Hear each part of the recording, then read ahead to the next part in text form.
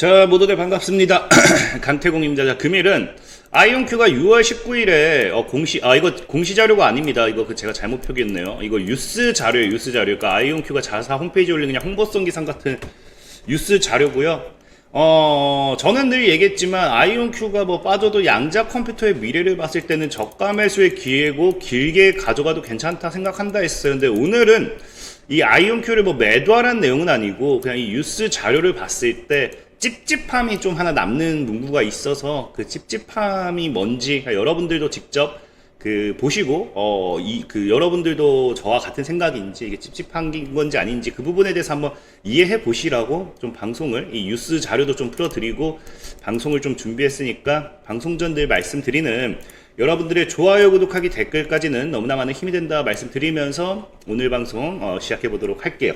그래서 일단은 뉴스만 바로 보도록 할게요. 그래서 보면은 이제 아이온큐가 이제 6월 19일에 뉴스 자료가 올라오죠. 키프 퀀텀과 단백질 접힘 및 최적화 문제에 대한 새로운 성능을 경신했습니다. 라는 뉴스 자료가 올라오고요. 이를 통해서 두 가지 정도를 이제 정리해서 요약 발표를 했어요. 그래서 그 첫 번째가 뭐냐고 하면은 여러분들 가장 중요한 부분도 중에 하나겠죠. 연구팀에서 다음 문제를 해결했습니다. 최대 12개 아미노산의 3D 사용 사례를 포함하는 양자 하드웨어에서 해결되고 실행된 알려진 가장 큰 단백질 쭉쭉해서 어쨌든 여기서 볼 거는 이제 최대 12개로 증가했다. 그래서 다 여기 보면 최대죠. 그러니까 어떤 새로운 기술을 만들었다, 뭘 했다라는 느낌이 아니라 기존에 사용되던 이 개수에서 최대치로 늘리면서 사실 뉴스 내용 자체는 그냥 성능이 향상됐다 라고 보시면 좋거든요. 그래서 이 최대 12개 같은 경우도 지금 이제 이 아미노산에 집중을 할 수밖에 이 아미노산 같은 경우는 이제 여러분들도 알다시피 이게 핵심이잖아요. 이제 우리가 단백질 관련해서 그래서 지금 이 아미노산이 들어가는 부분은 단백질 관련해서 우리가 이제 제약 바이오 이런 쪽으로 좀 보는 게 좋아요. 그래서 실질적으로 과거부터 얘기가 나왔던 게 이 신약 개발, 최근에 아이온큐 같은 경우도 양자컴을 활용한 신약 개발 이슈들이 나오고 있잖아요. 신약 개발 과정에서 필수적인 게 단백질 접힌과 관련해서고요. 그래서 이 부분에 있어서 단순한 1차 구조의 아미노산 사슬에서 특정 기능을 가진 3차원 입체 구조로 변환되는 과정이기 때문에 사실 이 과정에서는 아미노산 관련되어 있는 부분이 필수적이다 보시면 좋아요. 그래서 이게 아까 최대 12개로 이제 올라갔다라는 거고, 이것만 봤을 때 사실 굉장히 의미가 있다라고 볼 수 있는 게 뭐냐고 하면은 기존에 이제 양자 컴퓨터를 활용한 이런 신약 개발 관련해가지고도 이런 이 이슈들이 많았죠. 그 대표적인 것 중에 하나가 IBM이라 보시면 좋습니다. IBM. 그래서 IBM 같은 경우는 보면은 뭐 한다.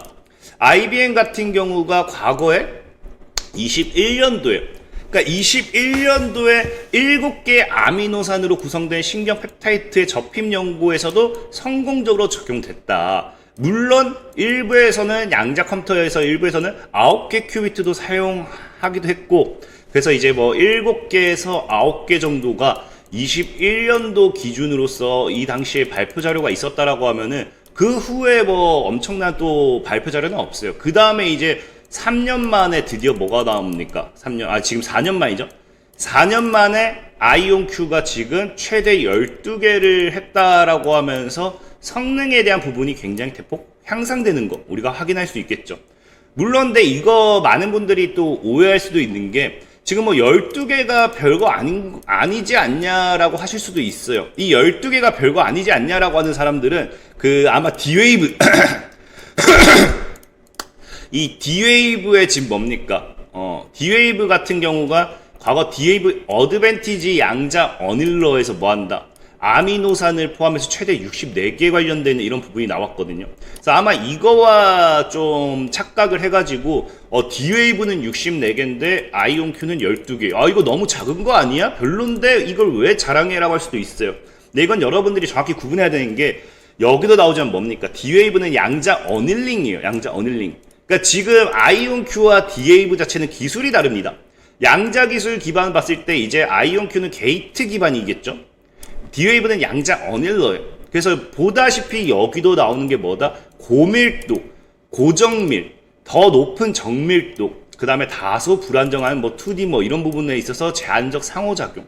그러니까 사실상의 D-Wave가 굉장히 많기 때문에 빠른 속도 작업은 가능할 수도 있어요. 하지만 이게 정밀하지 않다.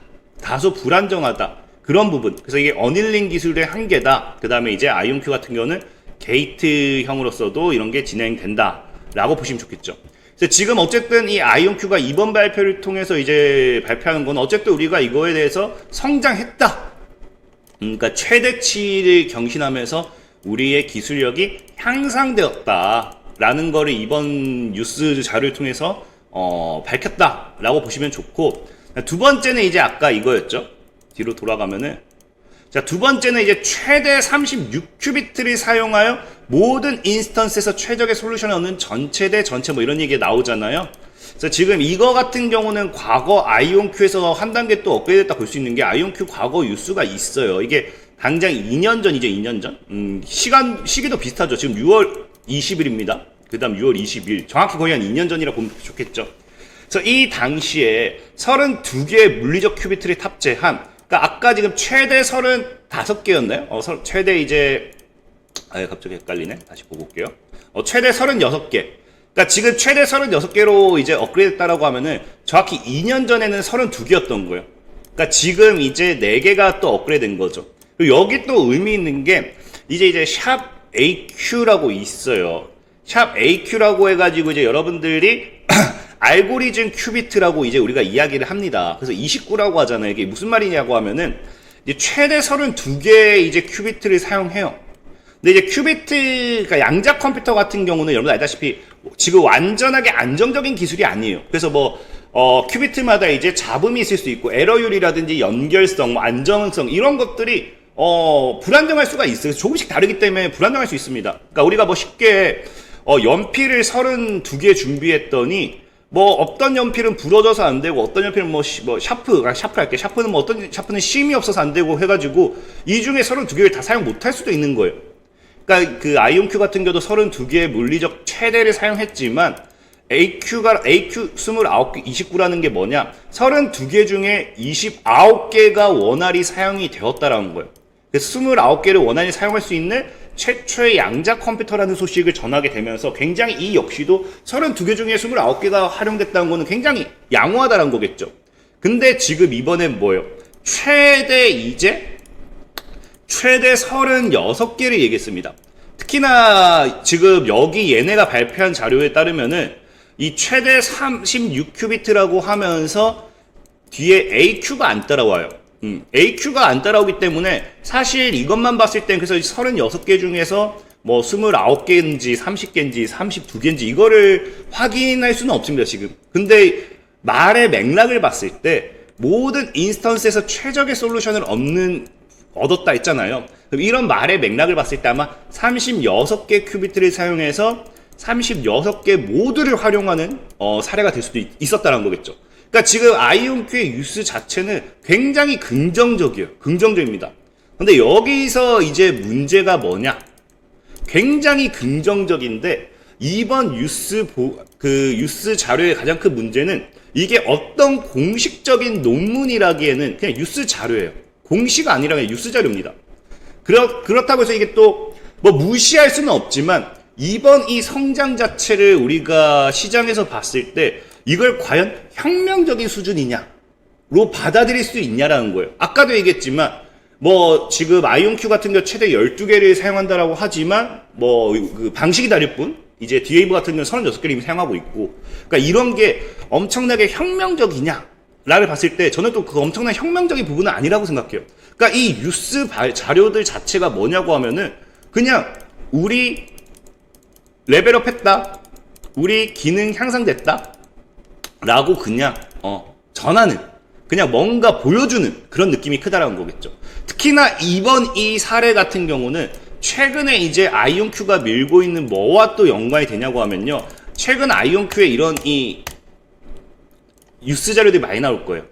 최근 6월달 들어가지고 아이온큐가 물론 아이온큐가 과거부터 신약 백신 얘기는 많이 했어요. 근데 6월달 들어서 아이온큐에 알츠하이머에서 암까지 이런 양자 컴퓨터로 단백질 구조 예측 이런 것들에 대한 이 이야기, 신약 개발 이런 것들이 굉장히 많이 나오잖아요. 그러니까 이거를 뒷받침할 수 있는 우리가 이렇게 기술이 성장됐기 때문에 우리가 신약 개발할 수 있고 뭐 할 수 있고 이렇게 뒷받침할 수 있는 그냥 뉴스 자료 정도다라고 생각을 해요. 근데 제가 그래서 저는 개인적으로 이게 뭐